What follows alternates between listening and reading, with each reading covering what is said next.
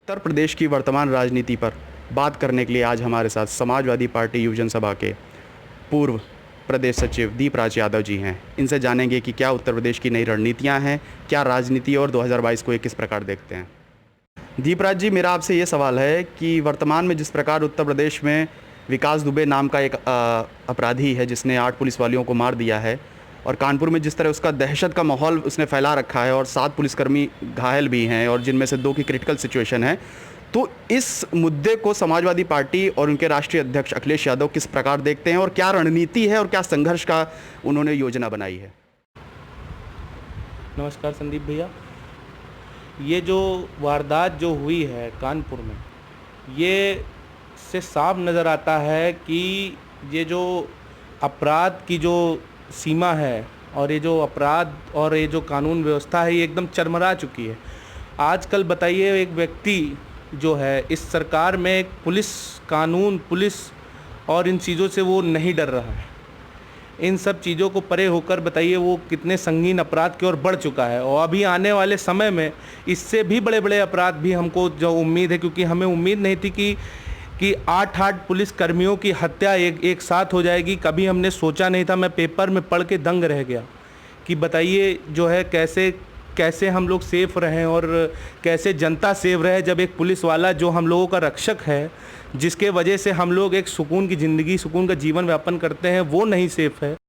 उसके साथ बताइए ऐसे अपराध है, उसकी हत्या हो जा रही है। और इसमें भी राजनीति होना एक बहुत बड़ी जो है एक शर्मिंदगी की बात है कि इस मुद्दे को भी भाजपा के लोग समाजवादी का नाम देके जो है बदनाम कर रहे हैं, जबकि 3 साल हो गए उनके सरकार के, आज तक ना उन्होंने कोई काम करके दिखाया, ना कुछ। केवल जो है इल्ज़ाम लगाना उनको आता है और बदनाम करना उनको आता है। और मैं क्या बताऊं आपको, जो है आप जनता से पूछ लीजिए, इस समय क्षेत्र में जो है लोग त्राही त्राही कर रहे हैं और लोग डरे हुए हैं। मैं भी क्षेत्र में था, कई लोगों ने हमसे कहा कि भैया बताइए इस समय क्या हालात हो गए हैं कि 8 पुलिसकर्मियों की हत्या हो जा रही है। और मैं यही सोच के मैं भी यही बोला कि अब तो बस केवल अपने घर में रहो, एक लॉकडाउन की तरीके रहो जब तक ये सरकार है, क्योंकि सरकार में जब एक पुलिसकर्मी नहीं सेफ है तो आप क्या सेफ। जिस प्रकार से आपने कहा कि विकास दुबे वाले मुद्दे पर और जो पुलिसकर्मी मारे गए हैं, इन मुद्दों को, इस पर बात करना और इस पर राजनीति करना बिल्कुल बेहद ही शर्मनाक और दुखद तो लगता ही है कि इस पर राजनीति होनी चाहिए। लेकिन कहीं ना कहीं क्या राष्ट्रीय अध्यक्ष अखिलेश यादव या आपकी समाजवादी पार्टी जो है, इस पर कुछ ना कुछ तो योजना या सरकार से कुछ मांग करने, न्याय करने के लिए तो कुछ ना कुछ आप लोगों ने योजना बनाई होगी, तो उसके बारे में थोड़ा सा हमको जानकारी दीजिएगा। देखिए, जिन क्षेत्रों के वो हमारे पुलिस वाले भाई लोग थे, जो बड़े भाई लोग, उन क्षेत्रों में हमारे जो प्रतिनिधि हैं, उन विधानसभा के प्रतिनिधि हैं, सभी पहुंच के उनके परिवार के साथ खड़े हुए हैं। हमारे राष्ट्रीय अध्यक्ष जी के दिशा निर्देश अनुसार हम लोगों ने भी अभी परसों ही धरना दिया। हम लोगों ने न्याय मांगा, इंसाफ मांगा, और काफ़ी ज़्यादा उसमें हम लोगों को लाठियाँ भी जो है खानी पड़ी। और हम लोगों ने श्रद्धांजलि सभा भी रखी। श्रद्धांजलि सभा में हम लोगों ने उन लोगों के बारे में जो है याद किया और उनके सब चीज़ों पे जो है बात रखी। तो उसमें भी जो है सरकार को विरोध है। हर चीज़ों में योगी सरकार जो है अपने आप को केवल बस छुपाना चाहती है और समाजवादियों को आगे लाना चाहती है। हर चीज़ की गलती, हर चीज़ में जो गलत वो समाजवादी, जो सही वो भाजपा। ये कहाँ की राजनीति है? ये कैसी राजनीति है?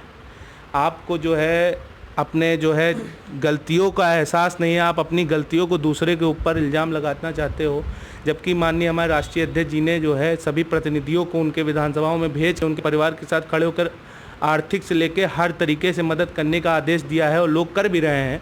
आप हमारे समाजवादी पेज से देख सकते हैं, सभी जो है फ़ोटोज़ बराबर चल रहे हैं कि और मीडिया में नहीं दिखाया जा रहा है ये सब। कि डेटम टुडे का परिवार और उसके जो भी जनता हैं और हमारे जो व्यूवर्स हैं वो ये ज़रूर जानना चाहेंगे कि 2022 को क्या चाचा भतीजा साथ लड़ेंगे चुनाव? क्या समाजवादी पार्टी और प्रगतिशील समाजवादी पार्टी एक साथ चुनाव लड़ना चाहेगी? क्या विलय होगा? क्या गठबंधन होगा? किस प्रकार किस मुद्दे पर बात हुई है, इस पर आप थोड़ा सा नज़र मारें। देखिए, अभी का जो है हम पूर्ण रूप से कह सकते हैं और निश्चित रूप से कह सकते हैं कि हम लोग एक साथ हैं, हम लोग एक साथ चुनाव लड़ेंगे। हमारी समाजवादी साइकिल चुनाव चिन्ह उसी पे ही चुनाव लड़ा जाएगा और 22 हम निश्चित रूप से जीत के दिखाएंगे। हम लोग पूर्ण रूप से जो है मेहनत कर रहे हैं और जनता को भी जो है आंखें खुल चुकी हैं कि कोई विकास नहीं हुआ है, कोई काम नहीं, बेरोज़गारी चरम पे है। बेरोज़गारी के वजह से ये जो अपराध, ये जो संगीन अपराध, ये जो हत्याएं, ये जो चीज़ें जो हो रही हैं, ये आज से नहीं है। ये पुलिस वालों की हत्याएं, ये सब चीज़ें, बेरोज़गारी ही एक बहुत बड़ा मुद्दा है। इनके पीछे एक बेरोज़गारी भी बहुत बड़ा मुद्दा है, क्योंकि लोग जो बेरोज़गार हैं वो कहीं ना कहीं से कोई आर्थिक मदद या किसी के घर में कौन सी घटनाक्रम हो जाए, उससे इंसान ये अपराध की ओर बढ़ जाता है। और हम लोग पूर्ण रूप से एकता के रूप में लड़ेंगे चुनाव। हम लोग एक साइकिल के नीचे ही चुनाव लड़ेंगे। बट अभी इस पे माननीय राष्ट्रीय अध्यक्ष जी ने कोई आदेश नहीं किया है, लेकिन एक जो हम लोगों को जो एक दिशा निर्देश मिला है, तो हम लोग को एक होकर साइकिल चुनाव चिन्ह समाजवादी पार्टी को आगे बढ़ाना है।